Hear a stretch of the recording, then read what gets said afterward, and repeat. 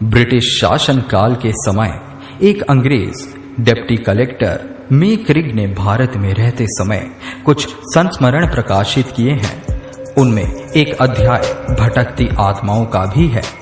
जिस घटना का उल्लेख उन्होंने किया है उसकी भूमिका में लिखा है कि यदि ये मुकदमा मेरे सामने ना चला होता तो मैं इस घटना पर कभी विश्वास नहीं करता, क्योंकि भूत प्रेत के अस्तित्व पर इससे पहले मैंने कभी विश्वास किया ही नहीं।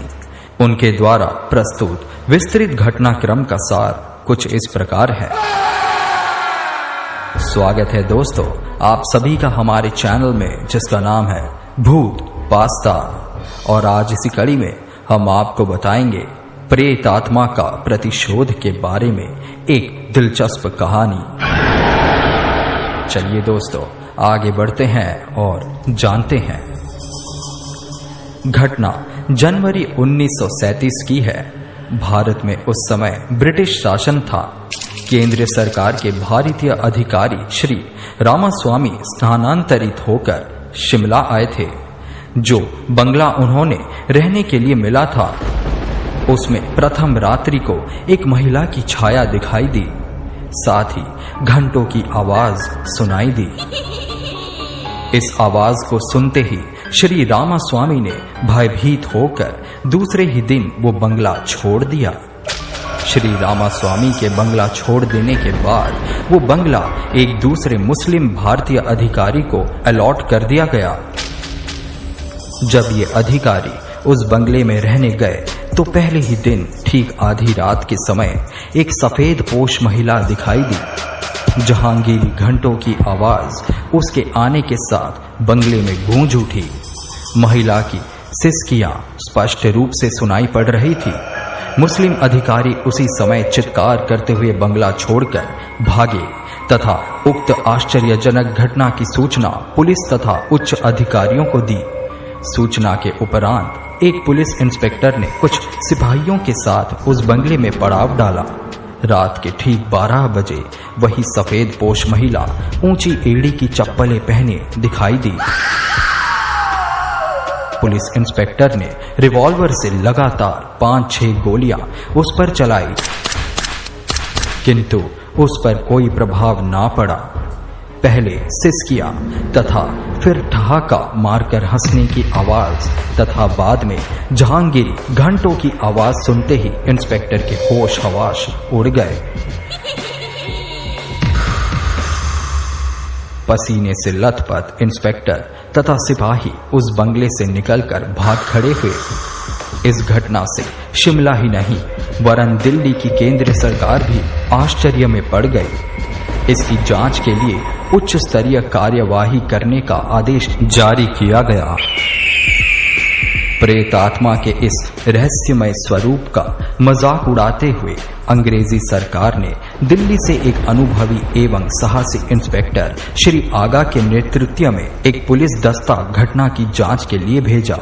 इंस्पेक्टर आगा ने सिपाहियों को बंगले के चारों ओर तैनात कर दिया तथा स्वयं डाइनिंग रूम की एक कुर्सी पर बैठ गए। इंस्पेक्टर आगा के कुर्सी पर बैठते ही एक विचित्र बिल्ली उनके पास से उछल कूद मचाती कमरे में ही गायब हो गई। वे भयभीत तो हुए परंतु साहस जुटाकर अपना रिवॉल्वर भरकर सचेत होकर बैठ गए। रात के ठीक 12 बजे उसी सफेद पोश महिला की छाया इंस्पेक्टर के आगे दिखाई पड़ा। इंस्पेक्टर आगा ने अपना रिवॉल्वर संभाला ही था कि छाया ने कहा, ठहरिए, आप एक नेक तथा चरित्रवान अधिकारी हैं। मुझ अबला पर बिना किसी कारण क्रोध क्यों करते हैं? वैसे आपका रिवॉल्वर मेरा कुछ नहीं बिगाड़ सकता है।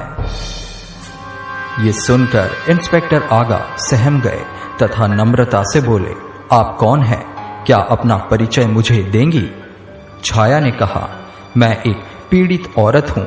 क्या आप मेरी पीड़ा दूर करने में मदद कर सकेंगे? यदि आप वायदा करते हैं तो मैं आपको एक बहुत बड़ा रहस्य बताऊंगी। इंस्पेक्टर आगा ने तुरंत कहा, मैं आपसे वायदा करता हूं, मैं आपकी पूरी मदद करने की कोशिश करूंगा। दोस्तों आश्वासन पाके छाया ने अपनी दुख भरी कहानी कहना प्रारंभ किया। मैं एक पहाड़ी लड़की थी। शादी से पहले का मेरा नाम आवेरी था। मेरी माँ वैश्या का धंधा करती थी। मेरी सुंदरता को देखकर शिमला के तत्कालीन पादरी मी आइजिक मेरी ओर आकृष्ट होने लगे। आइजिक तथा मेरी दोस्ती धीरे धीरे प्यार में बदल गई। माँ के विरोध के बावजूद भी मैंने तथा आइजिक ने कोर्ट मैरिज कर ली। आइजिक को भी अपने माता पिता का विरोध सहना पड़ा। ये बंगला उस समय आइजिक का ही था तथा हम दोनों इसी में रहते थे।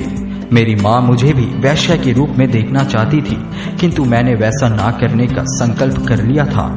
इंस्पेक्टर आगा ने पूछा, फिर आगे क्या हुआ? छाया ने कहा, कुछ दिनों बाद मैं गर्भवती हो गई तो मेरी माँ ने आइजिक से संबंध विच्छेद करने के लिए मुझ पर दबाव डाला, क्योंकि उसकी नजर में पैसों का महत्व अधिक था तथा मुझे प्रेम महत्वपूर्ण जान पड़ा। मैंने माँ की बात को नहीं माना। इसी दरमियान आइजिक के पिता का तार आया, जिसमें उसे तुरंत बुलाया गया था। आइजिक ने मुझे बताया कि अगर वो नहीं गया तो उसके पिता की लाखों की संपत्ति उसके हाथों से निकल जाएगी। मैंने उसे प्रसन्नता पूर्वक विदा किया तथा बंगले में अकेली रहने लगी। लगभग 2 महीने बाद आइजिक वापस आया तथा प्रेम प्रदर्शित करते हुए चुंबन लेने के बहाने मेरे गले में रुमाल फंसाकर मेरी हत्या कर दी।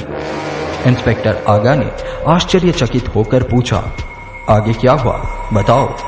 छाया ने कहा, हाँ सुनिए, मेरी लाश पीछे वाले कमरे के बीचों बीच गड़ी है।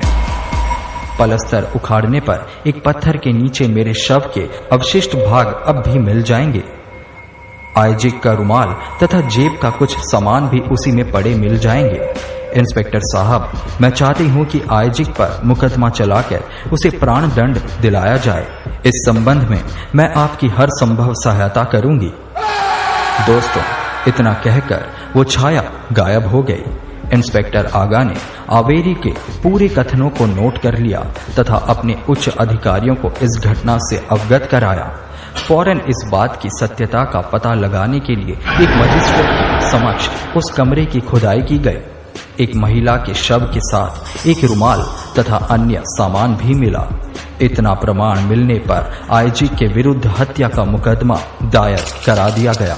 मुकदमे में आइजिक के वकील ने कहा, यदि ये बयान जो इंस्पेक्टर आगा ने नोट किए हैं आवेरी के हैं तो उसमें उसके हस्ताक्षर क्यों नहीं है?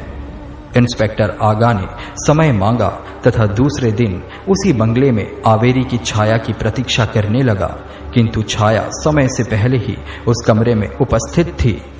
उसने गलती स्वीकार करते हुए कहा, आगा साहब, आप कागज टेबल पर रखें तो हस्ताक्षर कर देती हूं।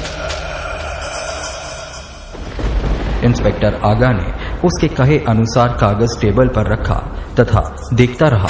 कागज पर लिखा गया, मैं बयान देती हूं कि मैंने जो कथन इंस्पेक्टर के समक्ष दिए हैं वे मेरे ही हैं।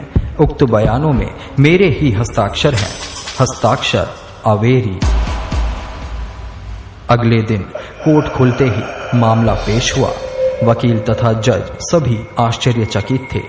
ठीक वही हस्ताक्षर जज की फाइल में बंद आवेरी के बयानों में भी पाए गए।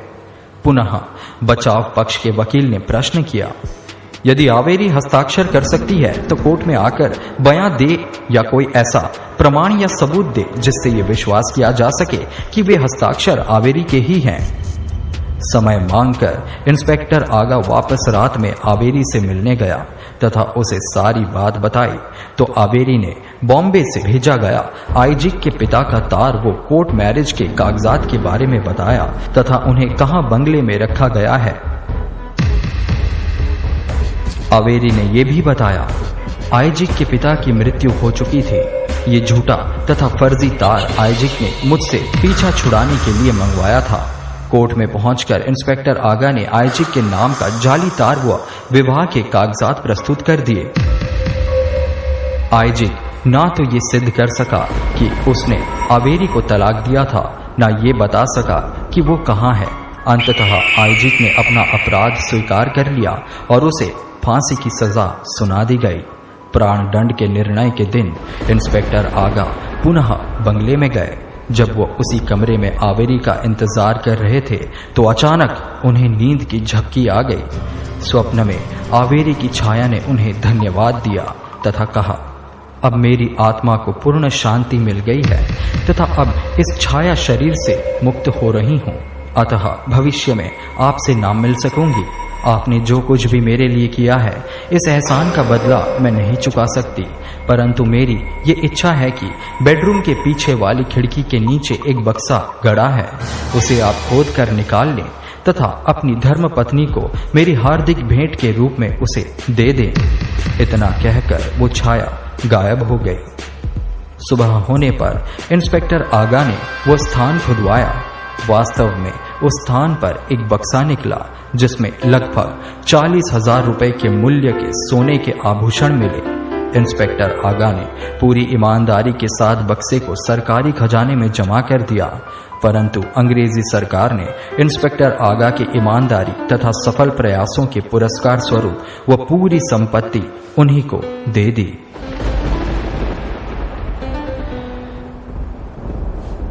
दोस्तों, आज का हमारा कहानी यहीं समाप्त हुआ। ये वीडियो आपको कैसी लगी हमें कमेंट के माध्यम से अवश्य बताएं। वीडियो पसंद आई हो तो लाइक फटाफट करें और अब की बार हम आपसे पूरे 10,000 लाइक्स की उम्मीद रखते हैं। वीडियो को अपने दोस्तों के बीच ज्यादा से ज्यादा शेयर करें और इसी तरह के कहानियों से जुड़े रहने के लिए हमारे चैनल को कीजिए सब्सक्राइब और देखते रहिए भूत वास्ता। अगली वीडियो में हम आपको बताएंगे पनडुब्बी में प्रेत की कहानी। तब तक ख्याल रखें।